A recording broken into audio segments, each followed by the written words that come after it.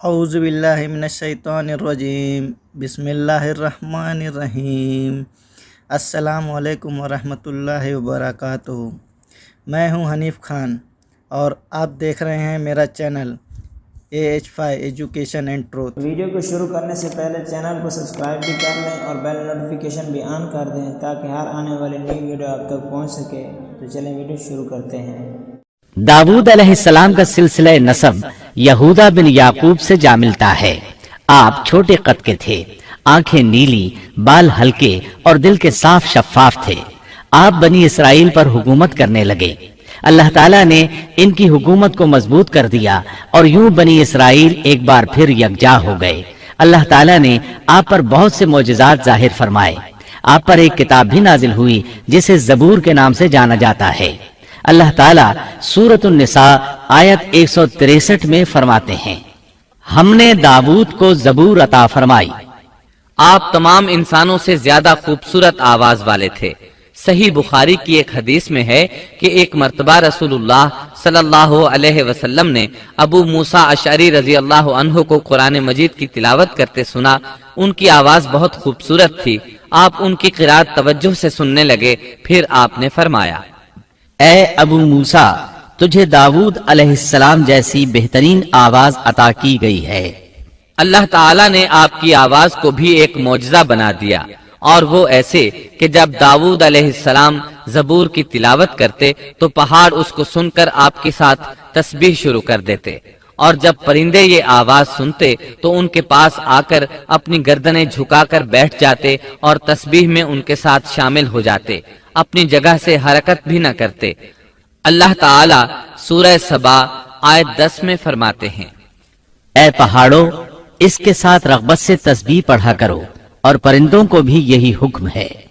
خود داؤد علیہ السلام کے بارے میں اللہ تعالیٰ کا فرمان ہے، اور ہمارے بندے داؤد کو یاد کریں جو بڑی قوت والا تھا، یقیناً وہ بہت رجوع کرنے والا تھا۔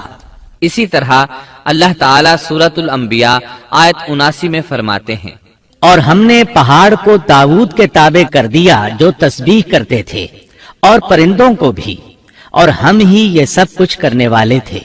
اسی طرح سورہ سعد آیت 18 اور 19 میں اللہ تعالیٰ فرماتے ہیں، یقیناً ہم نے پہاڑوں کو اس کے تابع کر رکھا تھا کہ اس کے ساتھ شام کو اور صبح کو تسبیح خوانی کریں، اور پرندے بھی سب کے سب ان کے تابع رہتے تھے۔ یہ داؤد علیہ السلام کے معجزات تھے۔ اللہ تعالیٰ نے اور بھی کئی معجزات سے انہیں نوازا تھا۔ اللہ نے آپ کے لیے لوہے کو نرم فرما دیا تھا۔ آپ لوہے سے اس طرح چیزیں بنا لیتے تھے جس طرح لوگ گارے اور مٹی سے بنا لیتے ہیں۔ آپ لوہے سے زرہیں بناتے تھے۔ نوح علیہ السلام سے پہلے بھی زرہیں ہوتی تھیں، لیکن وہ تختیوں کی مانند ہوتی تھیں۔ ان کو سینے اور کمر کی طرف لٹکا لیا جاتا تھا، لیکن ان کا بوجھ بہت ہوتا تھا۔ آپ نے لوہے کی کڑیاں اور دائرے بنا کر ان کو خاص انداز میں جوڑ جوڑ کر زرہیں تیار کیں۔ یہ بہت ہلکا لباس تھا اور پورے جسم کو دشمن کے وار سے محفوظ رکھتا تھا۔ اللہ تعالیٰ سورہ سبا آیت 10 اور 11 میں فرماتے ہیں، اور ہم نے اس کے لیے لوہا نرم کر دیا کہ تو پوری پوری زرہیں بنا اور جوڑوں میں اندازہ رکھ، تم سب نیک کام کیا کرو، یقین مانو کہ میں تمہارے اعمال دیکھ رہا ہوں۔ ان آیات میں اللہ تعالیٰ فرماتے ہیں کہ داؤد علیہ السلام کو ہم نے حکم دیا کہ زرہیں لوگوں کے لیے نہایت موزوں ہونی چاہیے۔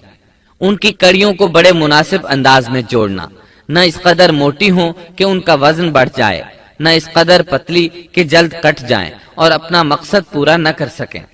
اسی طرح اللہ تعالیٰ سورۃ الانبیاء آیت 80 میں فرماتے ہیں، اور ہم نے اسے تمہارے لیے لباس بنانے کی کاریگری سکھائی تاکہ لڑائی کے ضرر سے تمہارا بچاؤ ہو سکے۔ کیا اب تم شکر گزار بنو گے؟ بہرحال اس سند کے موجد داؤد علیہ السلام ہیں۔ اللہ تعالیٰ نے آپ کی حکومت کو خوب مضبوط کیا، آپ کو زبردست فضائل اور معجزات سے مالا مال کیا۔ اللہ تعالیٰ سورۃ سعد آیت 20 میں فرماتے ہیں، اور ہم نے اس کی سلطنت کو مضبوط کر دیا تھا اور اسے حکمت دی تھی اور بات کا فیصلہ سمجھا دیا تھا۔ آپ لوگوں کے درمیان نہایت عادلانہ فیصلے فرماتے تھے۔ آپ نبی بھی تھے، بادشاہ بھی اور قاضی بھی۔ آپ کی حکومت کے متعلق کئی احکامات نازل ہوئے۔ ان میں سے قرآن مجید میں ایک حکم عجیب انداز سے آیا ہے۔ ہوا یوں کہ آپ نے عبادت اور عدالت کے لیے اوقات مقرر کر رکھے تھے۔ عبادت کے لیے ایک جگہ بنوا رکھی تھی، دن میں فیصلے کرتے، رات کو عبادت۔ جب عبادت کرتے تو کسی کو ان کے پاس آنے کی اجازت نہیں تھی۔ ایک روز ایسا ہوا کہ دو آدمی بغیر اجازت اندر آ گئے۔ دروازہ بند تھا لیکن وہ دیوار پھاند کر اندر آ گئے۔ آپ ڈر گئے کہ کہیں حملہ آور نہ ہو۔ اللہ تعالیٰ سورۃ صاد آیت 21 اور 22 میں فرماتے ہیں، اور کیا تجھے جھگڑا کرنے والوں کی بھی خبر ملی جبکہ وہ دیوار پھاند کر محراب میں آ گئے؟ جب یہ داؤد کے پاس پہنچے تو وہ ان سے ڈر گئے۔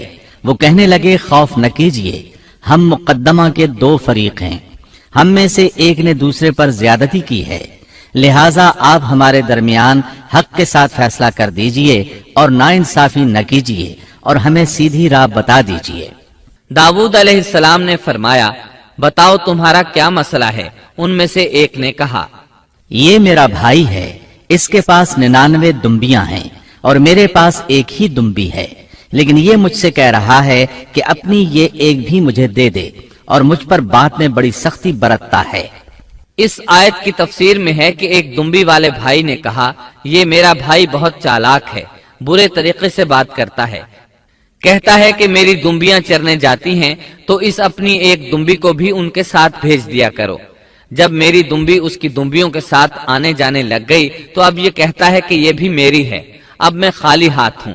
اس طرح میں اس کے ظلم کا نشانہ بن چکا ہوں۔ داؤد علیہ السلام نے فوراً کہا، اس کا اپنی دمبیوں کے ساتھ تیری ایک دمبی ملا لینے کا سوال واقعی تیرے اوپر ایک ظلم ہے، اور اکثر حصے دار اور شریک ایسے ہی ہوتے ہیں کہ ایک دوسرے پر ظلم کرتے ہیں، سوائے ان لوگوں کے جو ایمان لائے اور جنہوں نے نیک عمل کیے، اور ایسے لوگ بہت ہی کم ہیں۔ داؤد علیہ السلام نے دوسرے بھائی کی بات سنے بغیر ہی اسے ظالم ٹھہرا دیا۔ آپ کا فیصلہ سنتے ہی دوسرا بول اٹھا، آپ نے میری بات تو سنی ہی نہیں اور فیصلہ دے دیا، پہلے آپ میری بات تو سنتے۔ داؤد علیہ السلام فوراً بھانپ گئے کہ ان سے غلطی ہوئی ہے اور سمجھ گئے کہ یہ اللہ تعالیٰ کی طرف سے آزمائش ہے۔ آپ نے فوراً توبہ کی، اللہ کی طرف رجوع کیا اور استغفار کرنے لگے۔ اور داؤد سمجھ گئے کہ ہم نے انہیں آزمایا ہے، پھر تو اپنے رب سے استغفار کرنے لگے اور عاجزی کرتے ہوئے سجدے میں گر پڑے اور پوری طرح رجوع کیا۔ پس ہم نے بھی ان کا وہ قصور معاف کر دیا، یقیناً وہ ہمارے نزدیک بڑے مرتبے والے اور بہت اچھے ٹھکانے والے ہیں۔ اس کے بعد اللہ تعالیٰ سورۃ صاد آیت 26 میں فرماتے ہیں، اے داؤد، ہم نے تمہیں زمین میں خلیفہ بنا دیا، تم لوگوں کے درمیان حق کے ساتھ فیصلہ کیا کرو اور اپنی نفسانی خواہش کی پیروی نہ کرو، ورنہ وہ تمہیں اللہ کی راہ سے بھٹکا دے گی۔ یقیناً جو لوگ اللہ کی راہ سے بھٹک جاتے ہیں ان کے لیے سخت عذاب ہے، اس لیے کہ انہوں نے حساب کے دن کو بھلا دیا ہے۔ اس طرح داؤد علیہ السلام اللہ تعالیٰ کے اس فرمان کے مطابق فیصلے کرنے لگے۔ اللہ کے ہاں ان کا احترام اور اکرام اور بڑھ گیا۔ آپ کثرت سے روزے رکھتے اور خوب عبادت کرتے۔ آپ اس وقت تمام انسانوں سے بڑھ کر اللہ کی عبادت کرنے والے تھے۔ امام بخاری نے ایک حدیث نقل کی ہے جس کے الفاظ کچھ اس طرح ہیں، اللہ تعالیٰ کے نزدیک سب سے محبوب نماز داؤد علیہ السلام کی نماز ہے، اور اللہ تعالیٰ کی طرف سب سے محبوب روزہ داؤد علیہ السلام کا روزہ ہے۔ وہ رات کا آدھا حصہ نیند فرماتے، اس کے بعد تہائی رات قیام کرتے اور رات کے چھٹے حصے میں سو جاتے تھے۔ ایک دن روزہ رکھتے اور ایک دن روزہ چھوڑ دیتے تھے۔ لڑائی میں جب دشمن سے مقابلہ ہوتا تو بھاگتے نہیں تھے۔ اس حدیث میں نفل نماز یعنی نماز تہجد اور نفلی روزے کا ذکر ہوا ہے۔ بہرحال یہ وہ صفات ہیں جو داؤد علیہ السلام کے بارے میں حدیث رسول میں آئی ہیں۔ اللہ تعالیٰ نے سورہ سبا آیت 13 میں ان کی تعریف کرتے ہوئے ان کی آل کو اللہ کا شکر ادا کرنے کا حکم دیا۔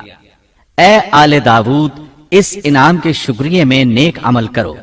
داؤد علیہ السلام کی ایک صفت یہ تھی کہ آپ بہت شکر گزار تھے، اور ایسے لوگ کم ہی ہوتے ہیں، جیسا کہ سورہ سبا آیت 13 میں اللہ تعالیٰ فرماتے ہیں، اور میرے بندوں میں سے شکر گزار بندے کم ہی ہوتے ہیں۔ داؤد علیہ السلام میں جیسے دیگر بہت سی خوبیاں تھیں، وہاں ایک بہت عظیم خوبی یہ بھی تھی کہ وہ ایک بادشاہ ہونے کے باوجود ایک درہم بھی سلطنت کے بیت المال سے نہیں لیتے تھے۔ अपना और अपने अहलो इयाल का बोझ खुद उठाते थे और अपनी मेहनत और हाथ की कमाई से हलाल रोजी हासिल करके अपने अहलो इयाल को खिलाते थे। दाऊद अलैहिस्सलाम की इस अजीम सिफत को नबी करीम सल्लल्लाहु अलैहि वसल्लम ने यूं बयान किया है। सही बुखारी में है, किसी इंसान ने उस शख्स से बेहतर रोजी नहीं खाई जो खुद अपने हाथ से कमाकर खाता है। अल्लाह के नबी दाऊद अलैहिस्सलाम भी अपने हाथ से काम करके रोजी खाया करते थे। बाज मुफस्सिरीन बयान करते हैं कि दाऊद अलैहिस्सलाम दुआ मांगा करते थे कि ऐ मेरे अल्लाह, कोई ऐसी सूरत पैदा कर दे कि मेरे लिए हाथ की कमाई आसान हो जाए, क्योंकि मैं बैतुल माल पर अपना बोझ नहीं डालना चाहता। तो अल्लाह ताला ने आपकी इस ख्वाहिश को इस फजीलत के साथ कबूल फरमाया कि उनके हाथ में लोहे को मोम की तरह नरम कर दिया, जिससे वो ज़िरहें बनाते और उन्हें फरोख्त करके अपने अहलो इयाल की किफालत करते। दाऊद अलैहिस्सलाम ने कितनी उम्र मुबारक पाई, इसमें इख्तिलाफ है। चुनांचे इसके मुतल्लिक मुअर्रिखीन के अक़वाल के अलावा कोई मुस्तनद बात नहीं मिलती। अब्दुल्लाह बिन अब्बास रज़ियल्लाहु अन्हुमा फरमाते हैं कि दाऊद अलैहिस्सलाम की वफात हफ्ते के दिन अचानक हुई। वो हफ्ते के दिन मुकर्ररा इबादत में मशगूल थे और परिंदे कतारे बांधे उन पर साया फिगन थे कि अचानक इस हालत में उनका इंतकाल हो गया। इसके बाद आपके फर्जंदे अर्जुमन ने उमूर सल्तनत को संभाल लिया। ये सुलेमान अलैहिस्सलाम